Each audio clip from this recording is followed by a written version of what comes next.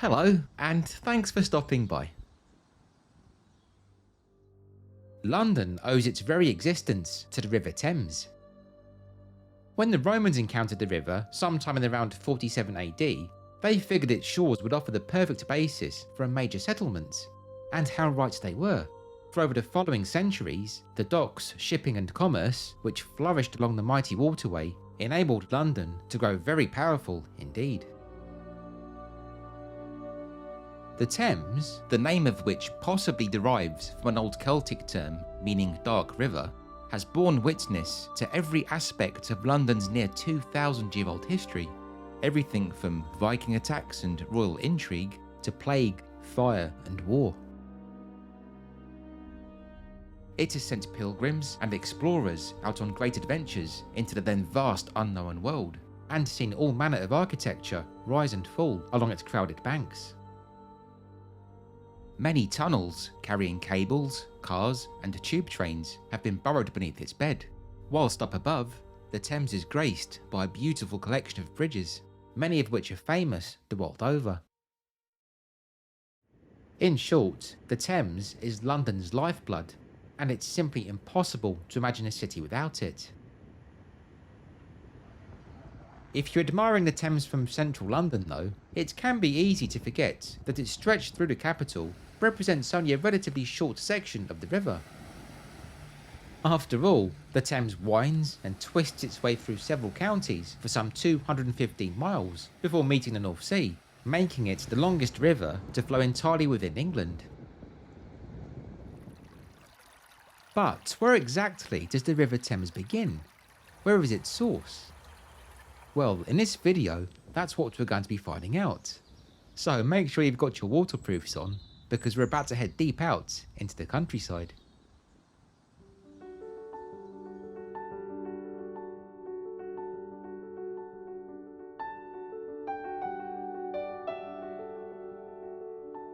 As we'll be seeing on this exploration, there are several sites which lay claim to being the ultimate source of the Thames, and as such, it's a subject which has long been open to debate.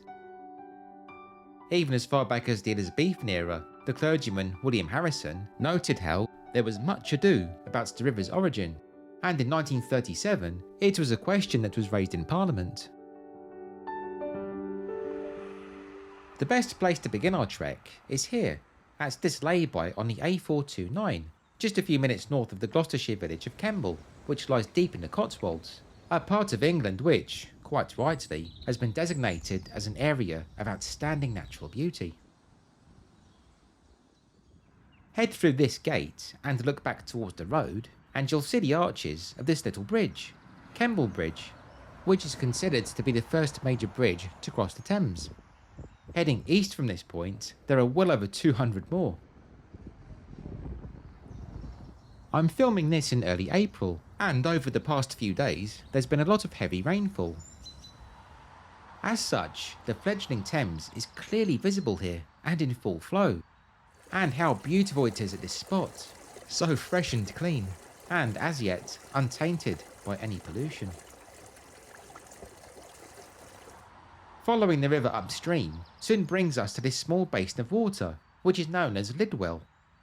When there hasn't been so much rainfall, it's this point which usually offers the first real indication of the Thames. It's been speculated that Lyd derives from Lud, that being King Lud, who in medieval lore was said to be a pre-Roman king and the true founder of London. One of the city's old gates, Ludgate, was named after this mythological figure, which in turn of course gives us Ludgate Circus and Ludgate Hill.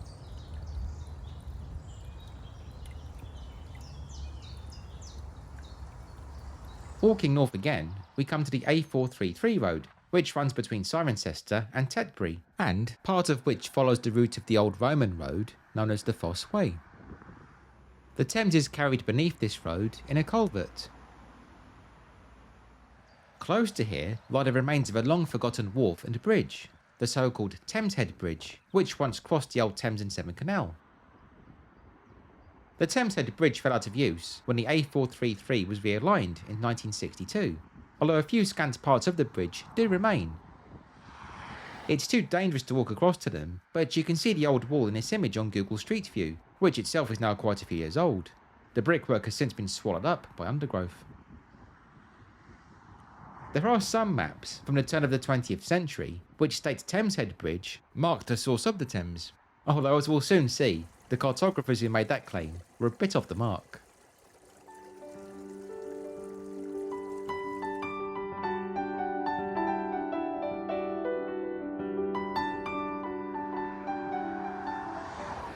Crossing the A433 brings us into Trewsbury Mead, which, being home to a collection of springs, has long been considered the most obvious source of the River Thames, and it certainly feels like it today as much of the ground is completely saturated.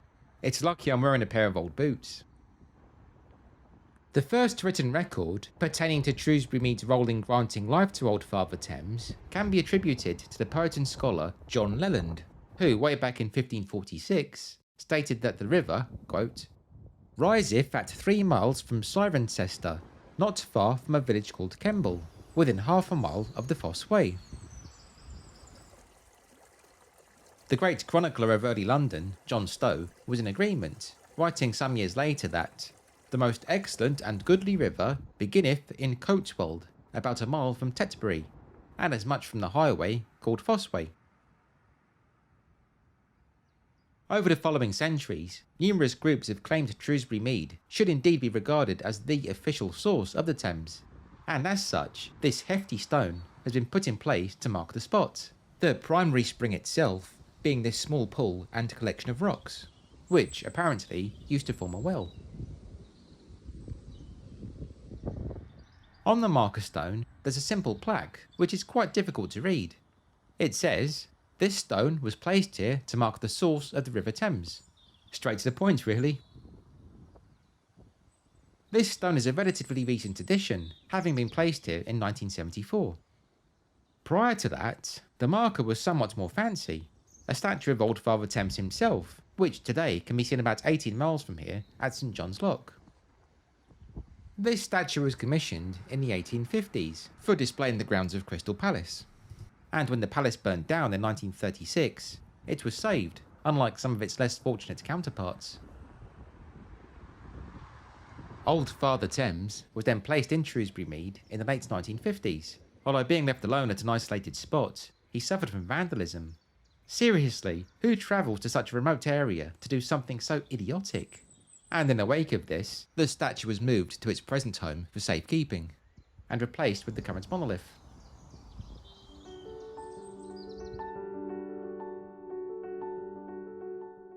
The springs in Trewsbury Mead are seasonal, and today, in the wake of the heavy rainfall I mentioned, their presence is clear, although they do tend to shift back and forth, and when it's completely dry, they disappear altogether.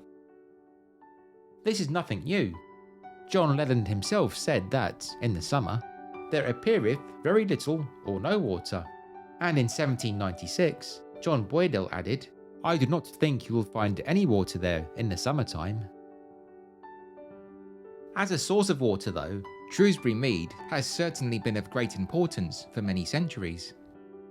Not too far from here lies a mound, once known as Trewsbury Castle, which, given its proximity to Fosse Way, is believed to have been founded as a Roman military camp. Even the name Trewsbury is said to roughly translate as fortification overgrown with brushwood, and it was no doubt established here due to the easy access to fresh water.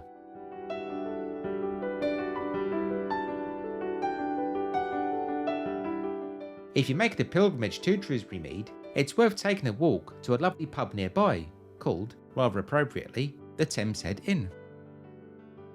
This tavern dates from the 19th century and was originally built to accommodate workers employed on the Great Western Railway, which runs close by. Indeed, if you're walking from Trewsbury Mead, you have to cross the tracks on the Swindon to Gloucester line, so do take care.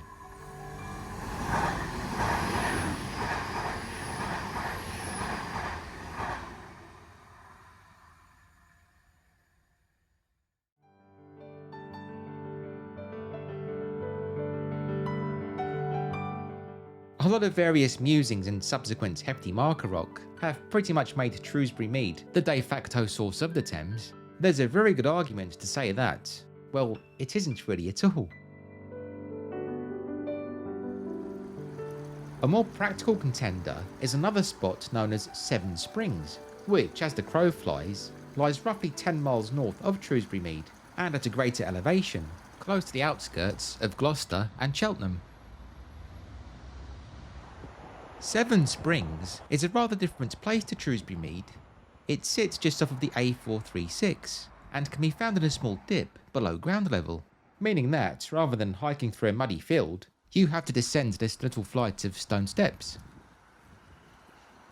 The reason many believe Seven Springs should be considered the true source of the Thames is that it's the headwater for another river, the Churn being a tributary of the Thames, meaning, technically, you can trace the waters even further back from Trewsbury Mead. The Churn, by the way, meets the Thames at Cricklade, just north of Swindon. Seven Springs also bears markers staking its claim as the main source, although they're a little understated compared to the stone at Trewsbury. There's this notice board put in place by the local council, along with two small plaques above the water itself, both of which bear the same Latin phrase. His tuus, o Thamsain, pater septengeminis fons. You'll have to pardon my Latin pronunciation. Which translates as, "Here, O Father Thames, is your seven-sourced fountain." Unlike Trewsbury Mead, water is present at Seven Springs all year round, and if this site were to be classed as the official Thames Head, then that would make it the longest river in the entire United Kingdom, beating the River Severn by some 9 miles. Controversial, eh? One man who was certain of Seven Springs' greatness was the Reverend D.H. Dimmock of St Bede's Church, Bristol. He described this little pool as the English Jordan, and in 1934 he conducted a large open-air baptism here, complete with a portable font.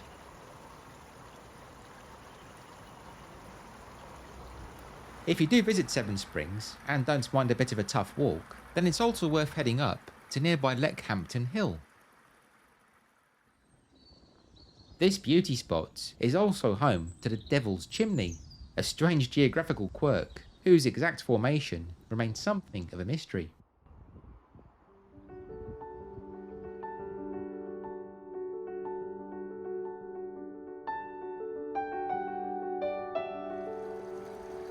As we've just seen, Seven Springs is the main headwater for the River Churn, which in turn feeds into the Thames.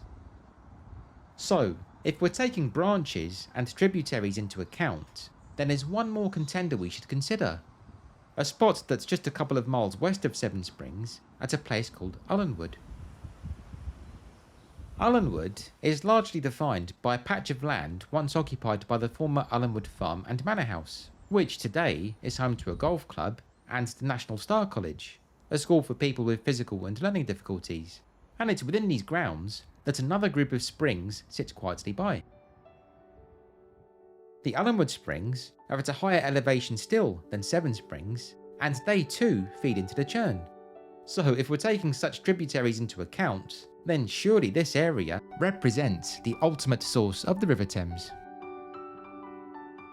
The presence of water isn't so obvious here, although in March 1937, one E. Maud Bubb seems to have pinpointed the exact location when he wrote to the Gloucestershire Echo to say, "Sir, as the late owner of Ullenwood, may I inform you that there is a spring still further from the mouth of the Thames than Ullenwood Pond, namely the drinking trough 2 fields away in Long Pasture, just outside the garden of the Kennels. The Kennels, which, by the way, it may interest hunting friends to know, was once the home of the Cotswold hounds." If this is indeed the case, then it would seem the springs lurk beneath the grass just north of the A436 road and opposite the Star Golf Course.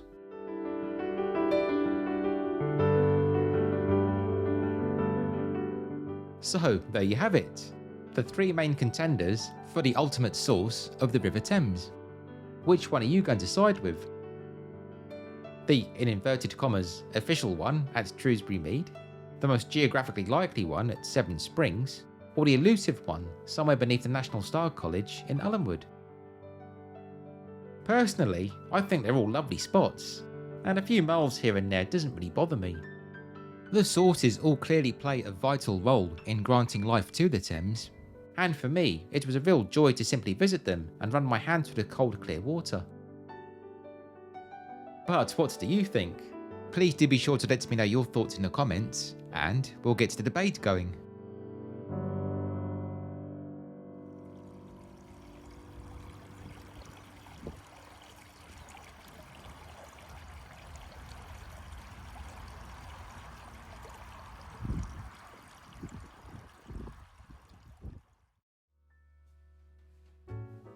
Thank you so much for watching, and thank you so much to all of you who support my channel with your kind words, likes and shares.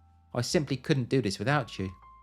If you haven't yet subscribed to Rob's London, then I'd appreciate it very much if you could please consider doing so, as this, along with clicking the bell icon to receive notifications, will ensure that you don't miss out whenever I publish a new video. Plus of course, it'd be wonderful to have you along. If you're feeling extra generous, you can also support my work with a tip via either my Ko-fi account, which I'll link below, or the YouTube thanks button, which appears as a heart icon beneath the video. Any such financial donations are of course greatly appreciated, and they really do help go towards creating content. Anyway, on that note, thanks again for watching friends. Stay well, and please be sure to stay tuned.